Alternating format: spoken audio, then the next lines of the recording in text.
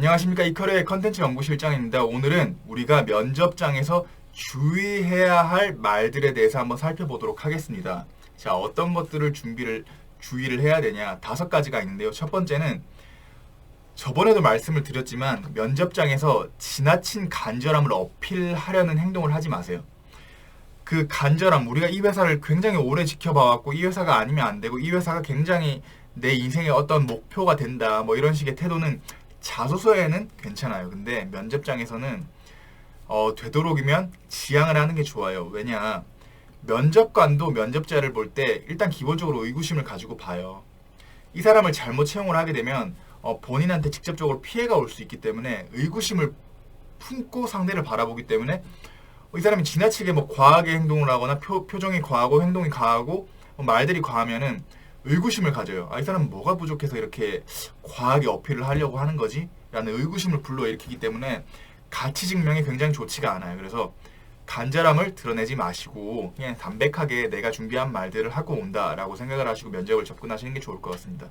그리고 면접이 끝나고 그냥 보내기 머쓱하니까 뭐 더 하실 말씀 있으신가요? 라는 물음에 다른 사람들은 막 손을 들고 뭐 말을 하려고 해요. 그럴 때 그냥 면접을 잘 봤다면 뭐 반전의 어떤 포인트가 필요하지 않다면 구태여 손을 들지 않으셔도 돼요.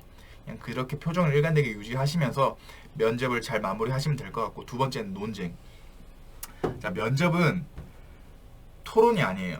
우리가 압박 면접을 굉장히 뭐 많이 보는 가운데 어떤 그 회사의 실무진이라든지 인사팀이 좀 공격적인 날카로운 질문을 해요. 근데 그 질문에 논리적으로 설복을 시키겠다는 식으로 굉장히 A에는 B, B에는 C, C에는 D 이런 식으로 말을 좀 강하게 하시는 분들이 계신데, 말을 기본적으로 논쟁으로 이끌지 않기 위해서 겸양어를 많이 사용해 주시고 인정을 하세요. 수능을 하시고. 그게 좋을 것 같아요. 그래서 뭐 면접관이 좀 날카로운 질문을 한다면, 그런 상황에서 내 의견이 배치가 된다면 제가 생각하기에는 이렇게 말씀을 하셨습니다. 재정리를 하신다거나 뭐 제가 생각하기에는 이런 뭐 쿠션어고 겸양어를 곁들이신다거나 해서 최대한 부드럽게 면접 꼬리 질문을 이끌어 가시는 게 좋을 것 같아요. 그리고 세 번째, 굉장히 많은 분들이 착각을 하고 계신 게 회사 전략에 관한 직접적인 비판을 하는 케이스 치고 좀 좋은 결과를 얻는 케이스를 잘 못 봤어요. 뭐 면접 담당자가 회사에 대해서 비판을 해주세요라고 직접적으로 말을 할 때 그때는 비판을 해도 되죠. 근데 우리가 준비해온 말들이 많은데 구태여 비판을 컨텐츠 삼아서 면접을 전개하시면 굉장히 좋지 않은 결과를 얻으실 수가 있어요. 두 가지 이유에서 그런데, 첫 번째는 인사팀 같은 경우에 뭐 임원으로 가기 전에 뭐 인사팀을 거친다 뭐 이런 말들이 있을 정도로 인사팀의 직원들은 굉장히 회사에 대한 로열티가 강한 사람들이에요.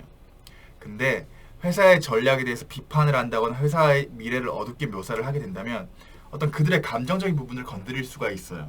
그리고 두 번째는 현업 담당자들이 면접관으로 많이 들어오는데, 자, 예를 들어서 은행 앱을 우리가 좀 뭐 리뉴얼을 해야 된다, 지금 게 너무 구식이다, 뭐 이런 식으로 비판을 한다고 쳐봐요. 근데 은행 앱에는 그런 디자인적인 부분은 브랜드 기획팀에서 담당할 것이고, 그 앱의 전략 같은 경우에는 전략 기획팀에서 전략을 담당을 할 것이고, 그 프로모션이나 마케팅에 관해서는 뭐 디지털 영업팀에서 담당을 할 것이고, 뭐 그거를 은행에 직접적으로 뭐 점포의 어떤 마케팅 부분에 대해서는 뭐 실무의 뭐 시너지 추진팀이라든지 뭐 여러 가지 연계 프로모션을 하는 담당팀에서 이걸 담당을 할 거예요.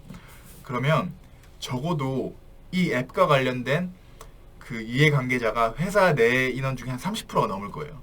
근데 그거를 담당자 앞에서 적나라하게 비판을 한다? 일단 예의가 아니고, 일단 자신이 제일 귀한 사람들이기 때문에 자기 방어적 본능이 불러일으켜요. 그래서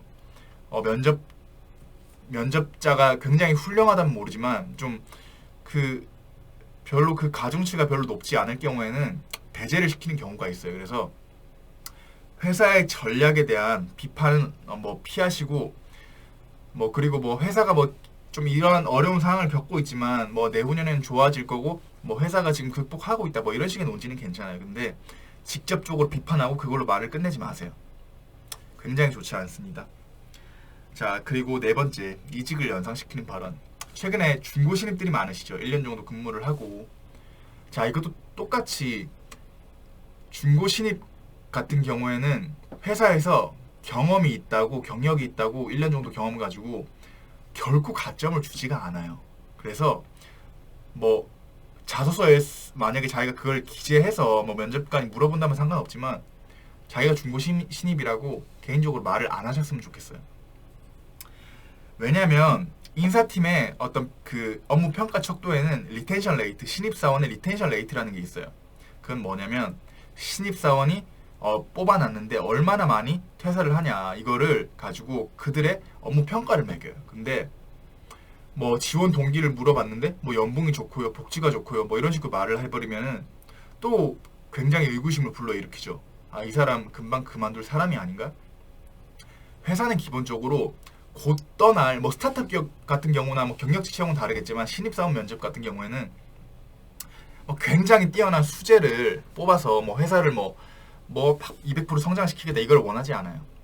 그냥 수재를 뽑아서 배양을 시켜서 회사의 문화를 배양을 시켜서 우수한 인재로 만들겠다 이런 방식으로 접근을 하는데 뭐 그들의 어떤 가치 척도에 뭐 연봉이나 복지 이런 것들이 개입이 돼버리면은 아, 이 사람 그러면 연봉이나 복지 뭐 더 좋은데 떠나갈 건가 뭐 이런 식으로 생각을 하기가 쉬워요. 그 예를 들어서 LG 디스플레이나 반도체 업계 같은 경우에는 중국 업체가 뭐 연봉이 3배 정도를 불러서 그 기술 인력 유출 문제가 굉장히 심해요.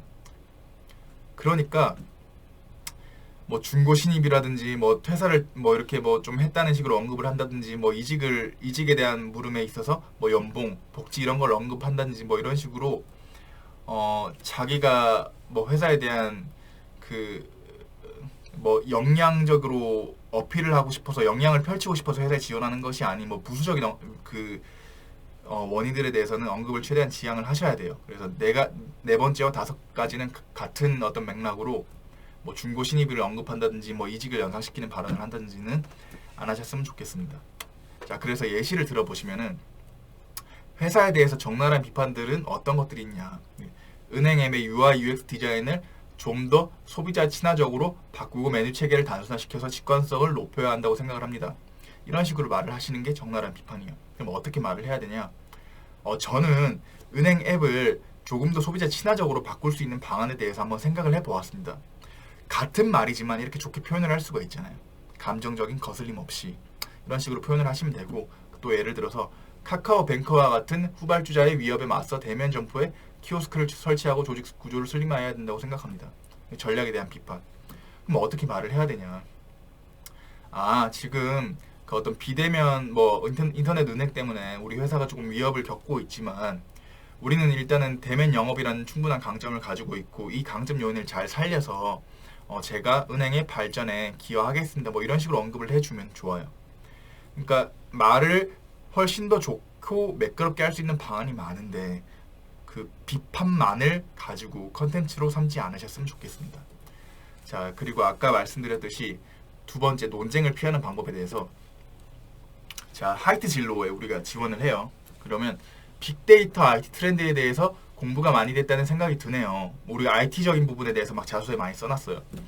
근데 저희 같은 주류 회사는 필수 소비재 기업이어서 이런 트렌드로부터 조금은 변방이 있지 않을까요? 그러니까 너가 IT적인 부분으로 공부를 많이 했는데 우리는 필수 소비재 기업인데 술을 파는 기업인데 그렇게 연관이 있을까라고 물어볼 수가 있어요. 그러면 아닙니다. 우리는 IT가 필요합니다. 이런 식으로 말을 하지 마시고 겸양어를 쓰시는 거예요. 네. 저 또한 주류 회사가 경기의 흐름에 무관하게 수요가 일정한 필수 소비재 기업이라고 생각을 합니다.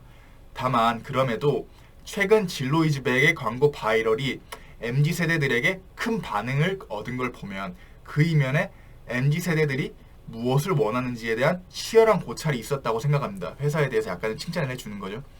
주류가 필수 소비재이기 때문에 더더욱 우리 주류 제품이 수십 년간 생애주기 전반에 걸쳐 MZ세대들이 뭐 사용을 해야 될 제품이기 때문에 SNS, 비정형 데이터 분석과 같은 저희 데이터 기반 사고력이 분명 필수 소비재 기업인 주류 회사에 도움이 될 거라고 생각을 합니다.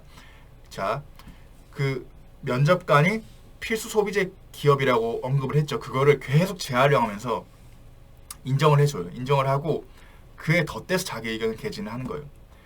우리가 A라고 말을 하면 B라고 말을 하는 게 아니라 A-가 돼야 돼요. 그러니까 면접관이 말을 하는 거랑 우리가 말을 하는 거랑 교집합이 있어야 돼요. 그래야 매끄러운 면접이 진행이 돼요.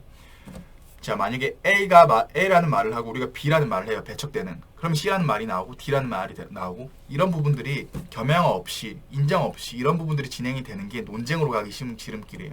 그래서 이런 식으로 인정을 해주시고 이렇게 좀 매끈하게 접근을 해주시면 좋을 것 같습니다. 자, 여기서 우리가 면접장에서 하지 않아야 될 말들에 대해서 살펴보셨고, 자, 실전적으로 우리가 면접을 앞두고 있을 때 이런 부분을 염두에 두셔서 면접장에서 좋은 결과를 거둘 수 있으셨으면 좋겠습니다. 오늘 강의는 여기서 마치도록 하겠습니다. 감사합니다.